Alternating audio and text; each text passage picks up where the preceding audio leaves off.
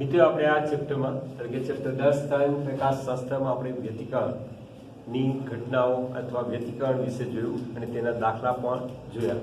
એમાં સહાયક વ્યતિકરણ, વિનાશક વ્યતિકરણ, તેના માટેની શરતો, કળા તફાવત અને પદ તફાવતના સ્વરૂપમાં જોયું. હવે આપણે આ ચેપ્ટરનો બીજો ભાગ જેને વિવર્તન, જે એક પ્રકાશીય ઘટના છે કે પ્રકાશની જ ઘટના છે.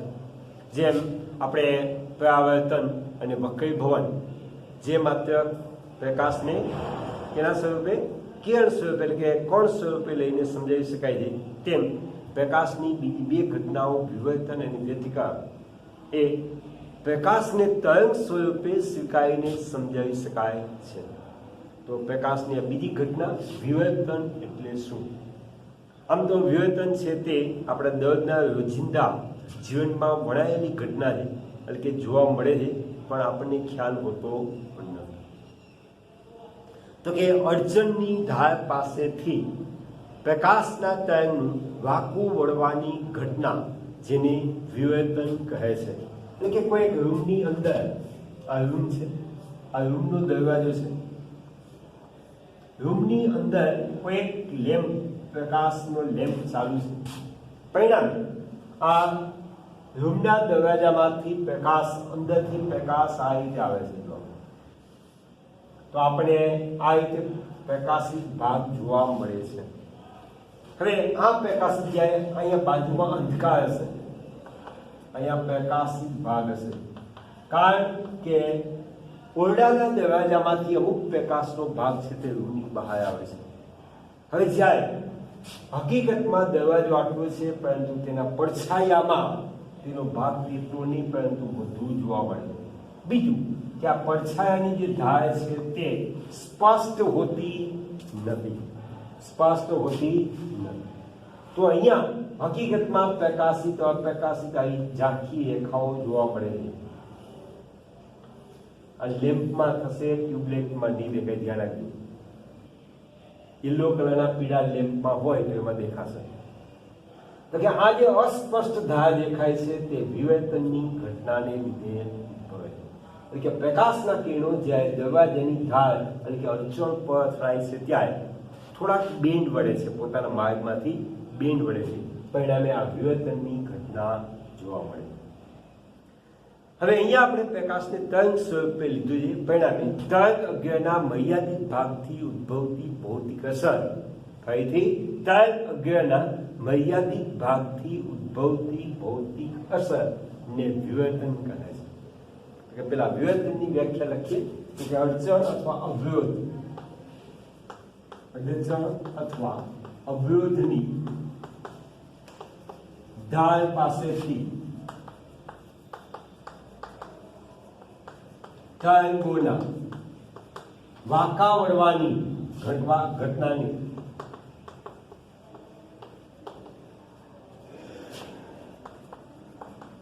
વિવર્તન કહે છે. વિવર્તન કહે છે. અથવા વિવર્તન એ તરંગ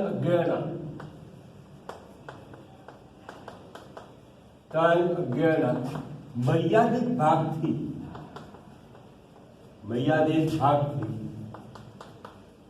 રચાતી ભૌતિક ઘટના અથવા ભાગથી રચાતી ભૌતિક અસર છે. એટલે કે તરંગ અગ્રના મર્યાદિત ભાગને લીધે રચાતી ભૌતિક અસરની વિવર્તન કહે છે. વિવર્તનની સૌપ્રથમ શોધ ગેમાલ્ડી નામના વૈજ્ઞાનિકે કરી હતી. વિવર્તનની સૌપ્રથમ શોધ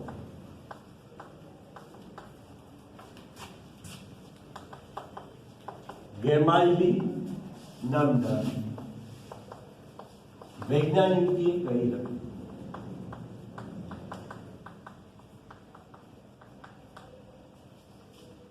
વિવર્તનની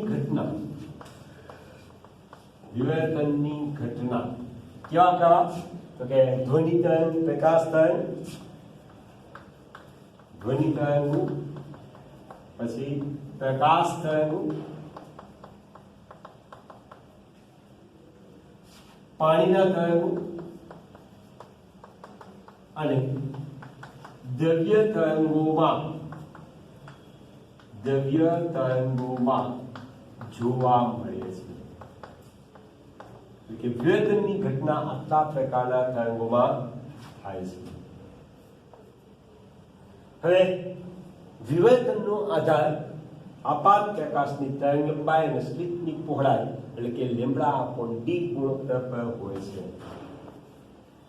વિવર્તનનો આધાર આપાત પ્રકાશની તરંગ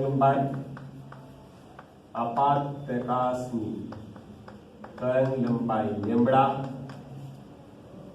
અને સ્લિટની પહોળાઈ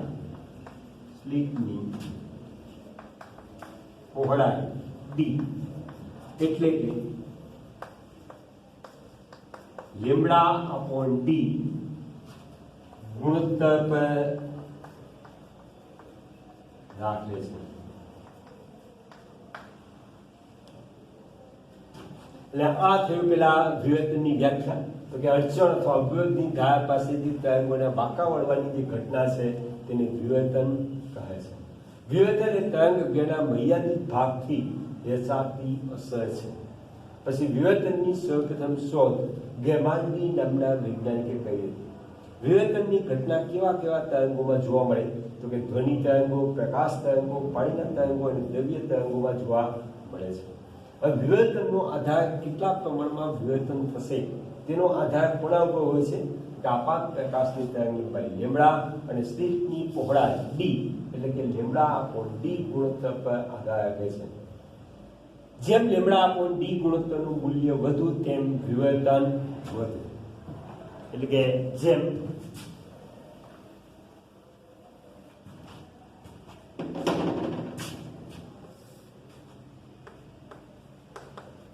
લેમ્બડા અપોન ડી ગુણોત્તર વધુ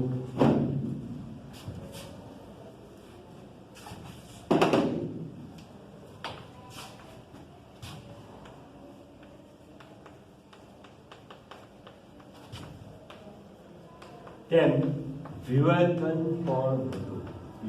પણ વધારે. હવે આપણી આંખ તેમજ પ્રકાશીય ઉપકરણો જેવા કે ટેલિસ્કોપ, માઇક્રોસ્કોપ જેવા પ્રકાશીય ઉપકરણોમાં રિઝોલ્વિંગ પાવર અમુક વિવર્તનને લીધે મર્યાદા લાદે છે. એટલે કે આપણી આંખ તેમજ ટેલિસ્કોપ, માઇક્રોસ્કોપ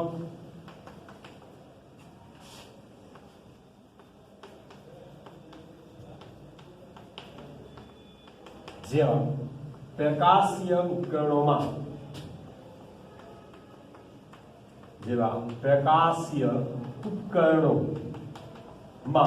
વિવર્તન રિઝોલ્વિંગ પાવર એટલે કે મેગ્નિફાઇંગ શક્તિ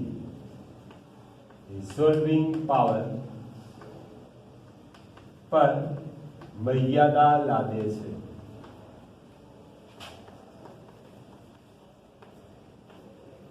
વિવર્તનની ઘટના છે તે પ્રકાશની તરંગવાદ અનુસાર સમજાવી શકાય છે.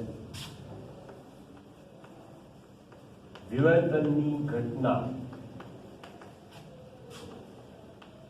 પ્રકાશના તરંગવાદની મદદથી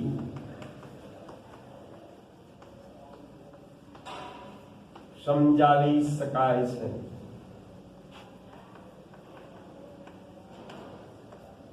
પછી સીડીની સપાટી પર જોવા મળતા વિવિધ રંગો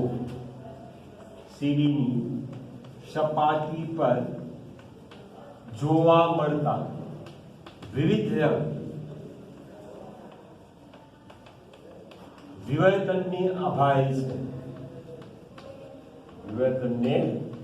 છે.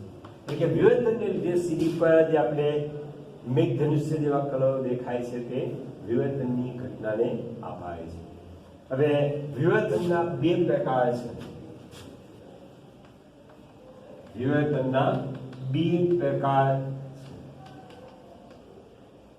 પહેલું કે ફ્રેસ્નલ વિવર્તન. ફ્રેસ્નલ વિવર્તન તો કે આ વિવર્તનમાં સ્લિટ પર આપાત થતા તરંગો અથવા તરંગ અગ્રો કેવા હોય છે?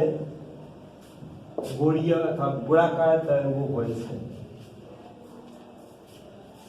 અથવા જો સ્લિટ પર આપાત થતા તરંગો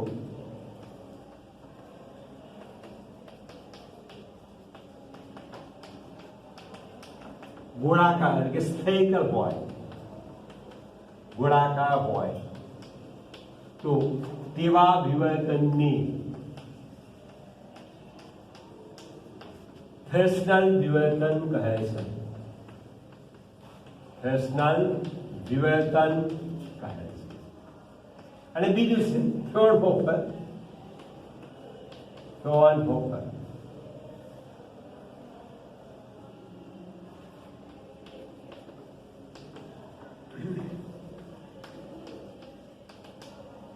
કે જો સ્લિટ પર આપાત થતા તરંગો, સ્લિટ પર આપાત થતા તરંગો સમતલ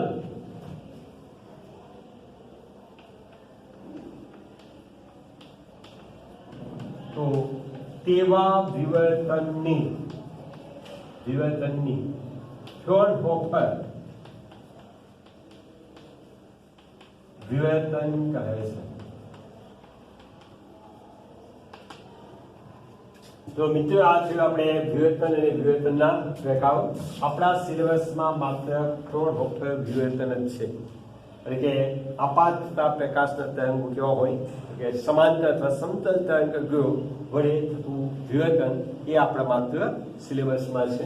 તો કે સૌપ્રથમ આપણે જોઈએ વિવર્તનની વ્યાખ્યા. એટલે કે વ્યતિકરણમાં શું હતું કે બે કે બે કરતા વધારે તરંગોના સંપાતીકરણને લીધે ઉદ્ભવતી ઘટના એ વ્યતિકરણ. જ્યાં વિવર્તન શું છે તો કે જ્યારે પ્રકાશના તરંગો માધ્યમમાં ગતિ કરતા હોય, જ્યાં અડચણ આવે તો અડચણ પરથી કેટલા પ્રમાણમાં એનું બેન્ડિંગ થાય છે, એટલે કે વાંકું વળે છે, તે ઘટનાને શું કહેવાય? વિવર્તન કહે છે. આપણે એક ઘટના જોઈ હતી કે શાંત પાણીમાં પથ્થર નાખવામાં આવે તો આવા વલય ઉત્પન્ન થાય છે. આ વલય ધીમે ધીમે મોટા થતા જાય. હવે ધારો કે પાણીમાં અહીંયા એક આ ટાઈપની રચના છે કે ત્યાં પાણી હવે કેટલા ભાગમાંથી પસાર થાય છે? માત્ર આટલા. તો અહીંયા જ્યારે તરંગ અગ્ર આપાત થશે ત્યારે જો આની પહોળાઈ વધુ હશે તો તરંગને વાંકું વળવું નહીં પડે અથવા બેન્ડિંગ થશે નહીં. પણ જો આ સ્લિટની પહોળાઈ ઓછી હશે તો તેમાંથી પસાર થવા માટે તરંગને શું થવું પડશે? વાંકું વળવું પડશે. તો આ ઘટના જે થાય છે તેને વિવર્તન કહે છે. અને એ માટે જ આપણે કહ્યું હતું કે વિવર્તનનો આધાર λ/d ગુણોત્તર પર હોય છે. λ/d ગુણોત્તર પર આધાર. એટલે કે જેમ λ/d ગુણોત્તરનું મૂલ્ય વધુ તેમ વિવર્તન પણ વધારે. આથી આપણી આંખ તેમજ ટેલિસ્કોપ અને માઇક્રોસ્કોપ જેવા પ્રકાશીય ઉપકરણોમાં વિવર્તન છે તે રિઝોલ્વિંગ પાવર પર મર્યાદા લાદે છે. વિવર્તનની ઘટના પ્રકાશના તરંગવાદની મદદથી સમજાવી શકાય છે અને સીડીની સપાટી પર જોવા મળતા વિવિધ રંગો એ વિવર્તનને આપાવે છે. વિવર્તનના બે પ્રકાર, એક ફ્રેસ્નલ વિવર્તન કે જેમાં જો સ્લિટ પર આપાત થતા તરંગો કેવા હોય? ગોળાકાર. તો તેવા વિવર્તનને ફ્રેસ્નલ વિવર્તન કહે છે. અને ફ્રોનહોફર વિવર્તન જો સ્લિટ પર આપાત થતા તરંગો કેવા હોય? સમાંતર અથવા સમતલ હોય તો તેવા વિવર્તનને ફ્રોનહોફર વિવર્તન કહે છે.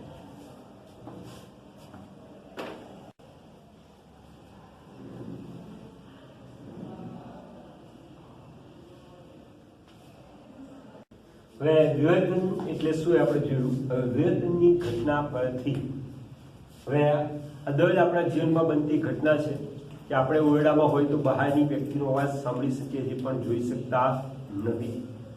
એટલે કે ઓરડાની અંદર રહેલ વ્યક્તિ ઓરડાની બહારની વ્યક્તિનો અવાજ સાંભળી શકે છે પરંતુ તેઓ એકબીજાને જોઈ શકતા નથી. એ વિવર્તનની ઘટનાને આધારે સમજાવો. તો આપણે અગાઉ જોયું કે વિવર્તનની ઘટના છે તે લેમ્બડા અપોન ડી ગુણોત્તર પર આધાર રાખે છે. કોના પર આધાર રાખે છે? લેમ્બડા અપોન ડી ગુણોત્તર. લેમ્બડા છે તે તરંગ લંબાઈ છે અને ડી છે તે સ્લિટની પહોળાઈ છે. આપણે જોઈએ, ધારો કે એક પ્રયોગમાં મીણના 2 બ્લોક મૂકીને એક સ્લિટ બનાવવામાં આવે છે. એટલે કે આ પાણી ભરેલી ટ્રે છે. પાણી ભરેલી ટ્રેમાં મીણના 2 બ્લોક મૂકીને એક સ્લિટ બનાવવામાં આવે છે. હવે જો અહીંથી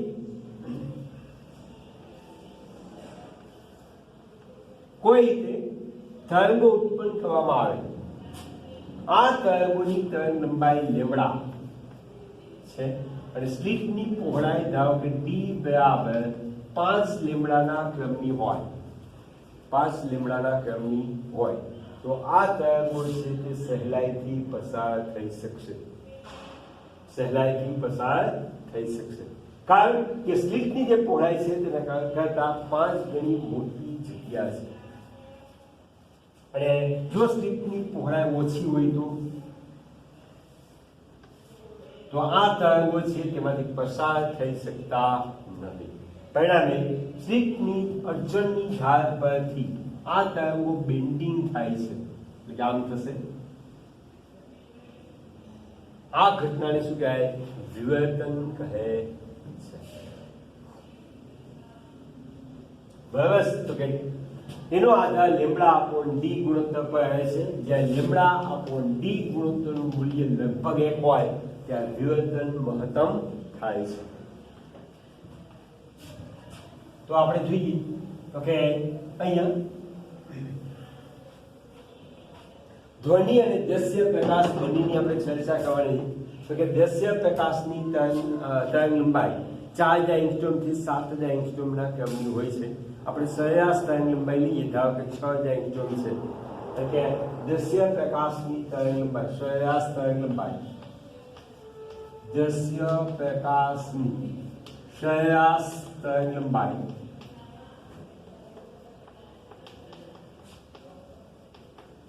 6 × 10⁻⁷ મીટર હોય છે. અને ધારો કે દરવાજા અથવા બારી, દરવાજા અથવા બારીની પહોળાઈ ડી બરાબર 1 મીટર છે. આથી લેમ્બડા અપોન ડી ગુણોત્તર લેમ્બડા અપોન ડી બરાબર 6 × 10⁻⁷ બરાબર 6 × 10⁻⁷. જે મૂલ્ય ઘણું જ નાનું છે, ઘણું જ નાનું હોવાથી દ્રશ્ય પ્રકાશના તરંગો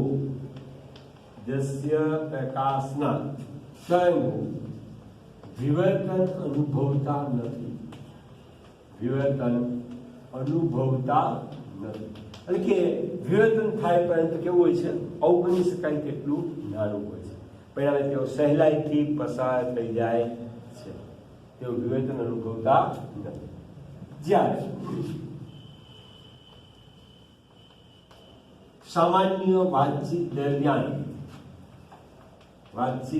દરમિયાન ધ્વનિની આવૃત્તિ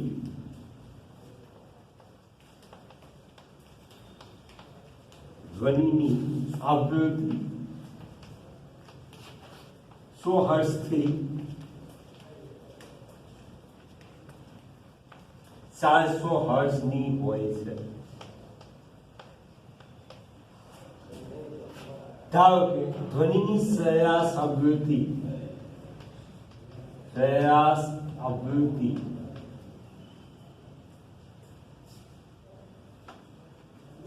આપણે 330 હર્ટ્ઝ લઈએ. ધારો કે ધ્વનિની સરેરાશ આવૃત્તિ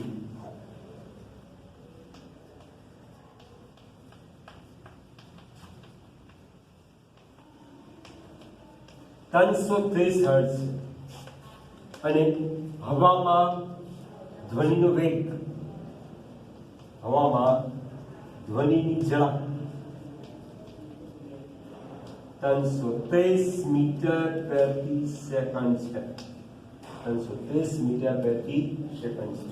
આથી ધ્વનિ તરંગની તરંગ લંબાઈ, આથી ધ્વનિ તરંગની તરંગ લંબાઈ, તો કે આપણી પાસે સૂત્ર છે c બરાબર f લેમ્બડા, અહીંયા v બરાબર f લેમ્બડા, આથી f બરાબર v અપોન લેમ્બડા બરાબર 323 મીટર પ્રતિ સેકન્ડ છેદમાં 300 ને આપણે તરંગ લંબાઈ જોઈએ. ધ્વનિની આવૃત્તિ આપણને ખબર છે, આથી લેમ્બડા બરાબર v upon f 323 second inverse, second નીકળી જશે એટલે 1 મીટર થશે. 1 મીટર એટલે કે ધ્વનિ તરંગોની તરંગ લંબાઈ 1 મીટરના ક્રમની હોય છે સામાન્ય વાતચીત દરમિયાન. હવે દરવાજાની પહોળાઈ d બરાબર 1 મીટર હોય તો લેમ્બડા અપોન d ગુણોત્તર બરાબર 1/1 બરાબર 1 થાય. આમ ધ્વનિના તરંગો દરવાજાની ધાર પરથી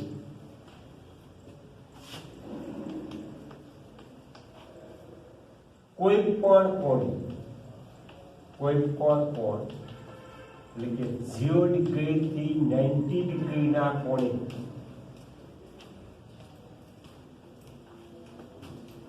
વિવર્તન અનુભવે છે. પરિણામે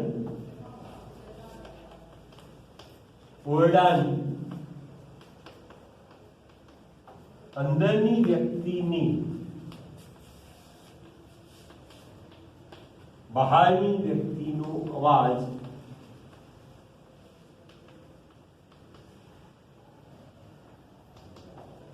સંભળાય છે, પરંતુ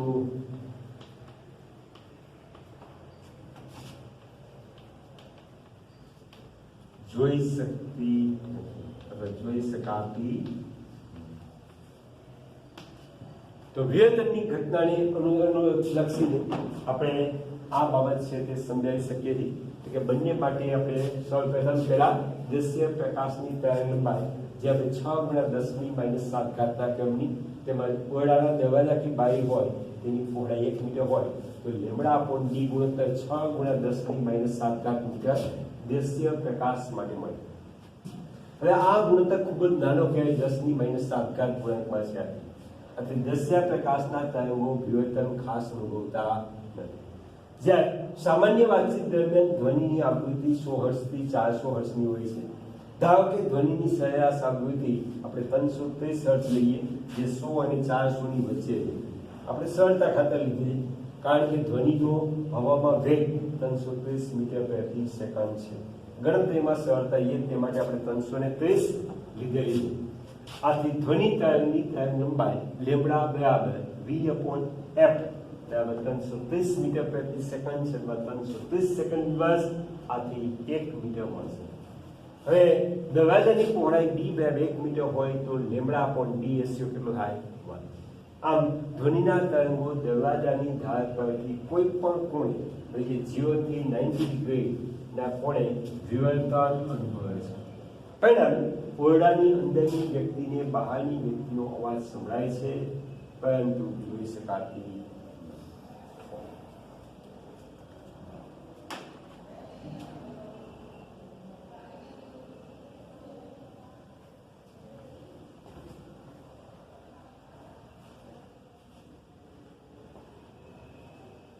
મિત્રો આપણે વિવર્તનના બે પ્રકાર જોયા, ફ્રેસ્નલ વિવર્તન અને ફ્રોનહોફર વિવર્તન. અને એ પ્રકારોમાં આપણે એવી રીતે વ્યાખ્યા કીધી કે જો આપાત તરંગો એટલે કે સ્લિટ પર આપાત થતા તરંગો ગોળાકાર તરંગો હોય તો તેવા વિવર્તનને ફ્રેસ્નલ વિવેચન, અને જો સ્લીપ પર આપાત થતા તરંગો સમતલ તરંગો હોય તો તેવા વિવેચનને ફ્રોનહોફર વિવેચન કહે છે. હવે જે એક આકૃતિ પરથી આપણે સમજી લઈએ તો કે ફ્રોનહોફર અને ફ્રેસ્નલ વિવેચનની સમજૂતી જ્યાં જોઈએ, જે માત્ર આપણી જાણ ખાતર અને આપણો કોન્સેપ્ટ ક્લિયર બને તે માટે છે, બાકી પરીક્ષામાં અગત્યનું નથી. ધારો કે કોઈ પ્રકાશ ઉદ્ગમ એકરંગી પ્રકાશનો ઉદ્ગમ S છે. હવે બિંદુવત ઉદ્ગમ હોવાથી ઉદ્ભવતા તરંગો કેવા હશે? ગોળાકાર તરંગો હશે. આ ગોળાકાર તરંગો છે તે કોઈ એક સ્લિટ પર આપાત થાય છે.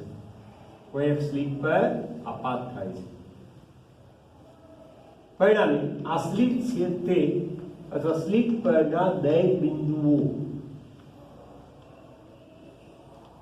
હાઇગેન્સના સિદ્ધાંત અનુસાર સ્વતંત્ર ગૌણ ઉદ્ગમ તરીકે વર્તે છે, અને પરિણામે તેઓ ગૌણ ગોળાકાર તરંગોનું ઉત્સર્જન કરે છે. એટલે કે ધારો કે આ બિંદુ ઉદ્ગમ તરીકે વર્તે તો ગોળાકાર તરંગો ઉત્સર્જન કરશે. એના પછી બીજું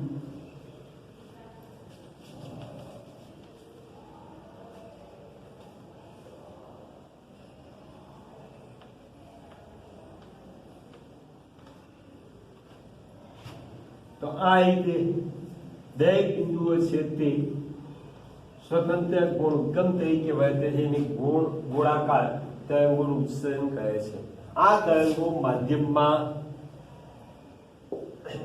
પ્રસરણ અનુભવે અને પ્રસરણ દરમિયાન તેઓ એકબીજા પર સંપાત થાય છે.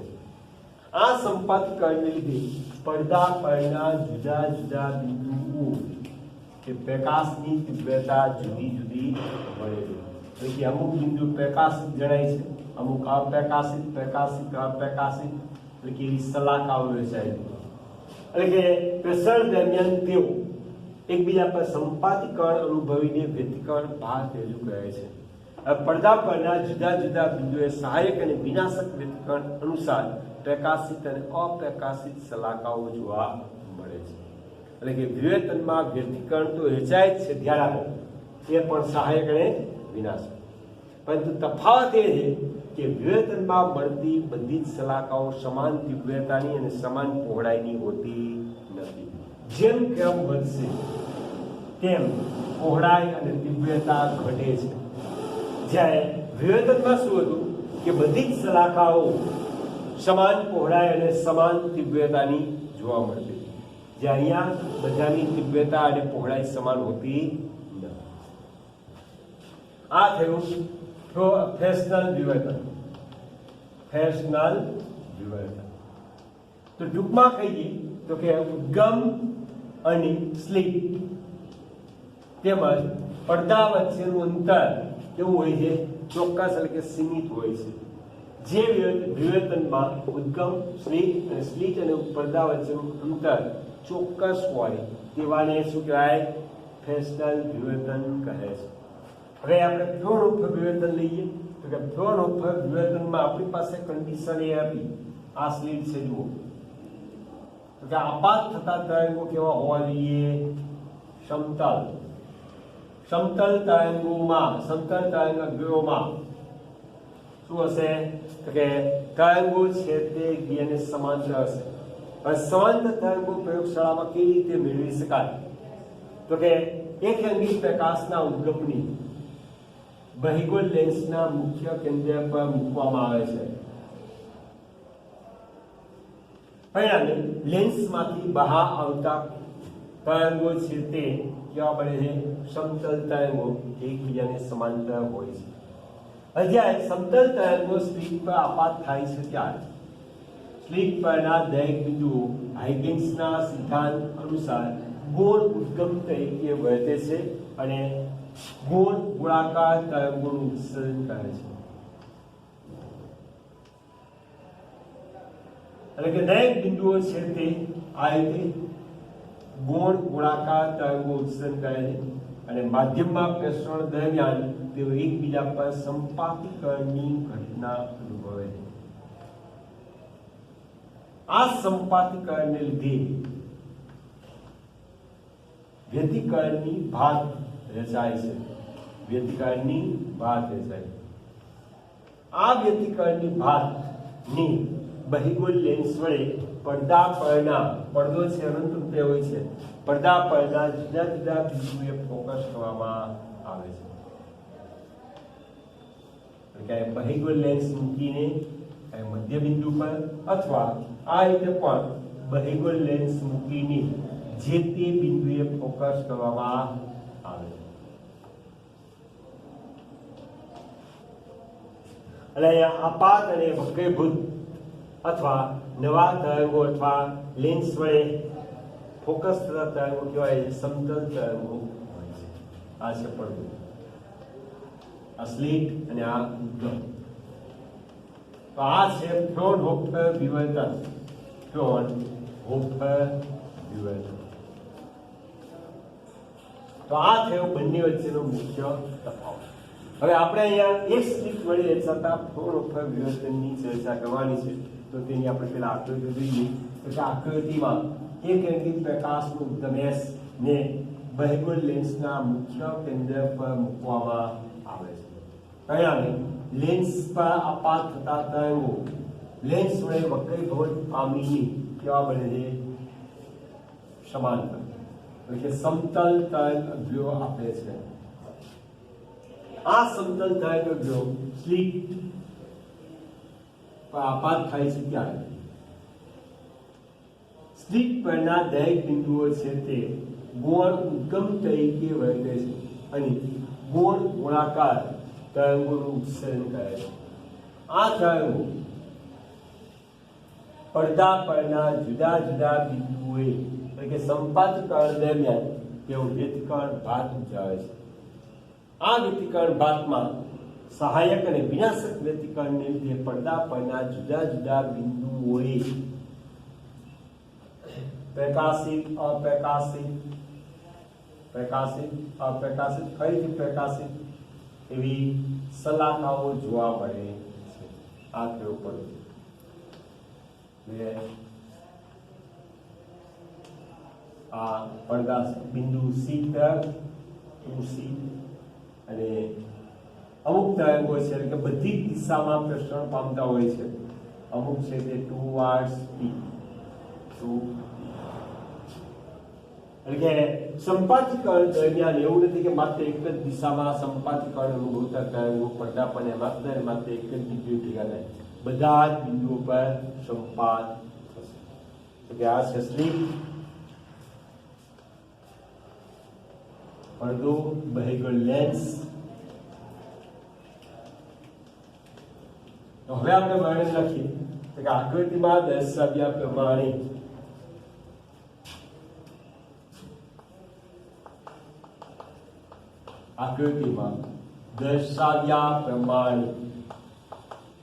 એકકેન્દ્રિત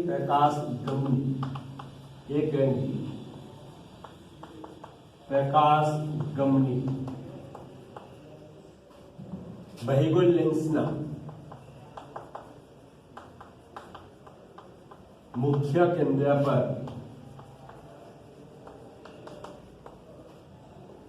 રાખવામાં આવે છે, જેથી લેન્સમાંથી બહાર આવતો પ્રકાશ, લેન્સમાંથી બહાર આવતા તરંગો કેવા બનશે? સમતલ તરંગો હશે.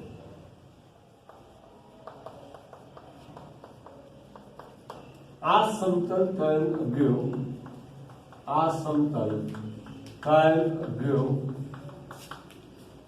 સ્લિટ પર આપાત થાય છે.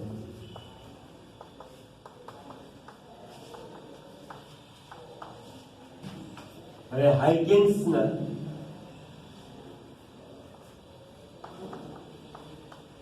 હાઇગેન્સના સિદ્ધાંત મુજબ સ્લિટ પરના દરેક બિંદુઓ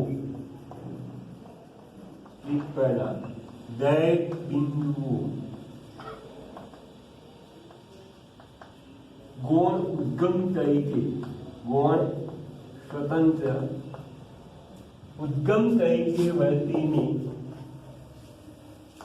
ગૌણ સ્વતંત્ર ઉદ્ગમ તરીકે વર્તીની ગૌણ ગોળાકાર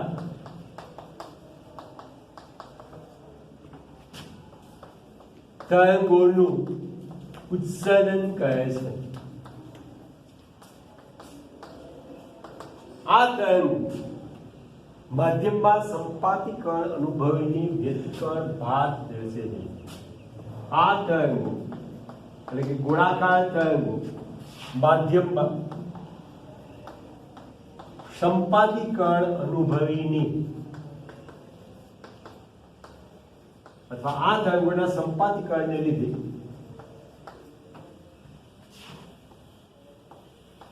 વ્યતિકરણ ભાત રચે છે. વ્યતિકરણ ભાત રચે છે. સહાયક અને વિનાશક વ્યતિકરણને કારણે સહાયક અને વિનાશક વ્યતિકરણને કારણે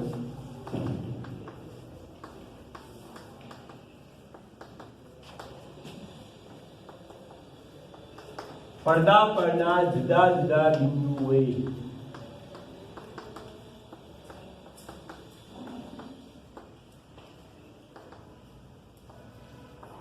પ્રકાશિત અને અપ્રકાશિત શલાકાઓ જોવા મળે છે.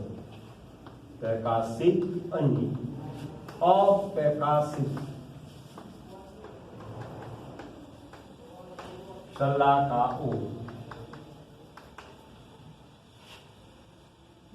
જોવા મળે છે.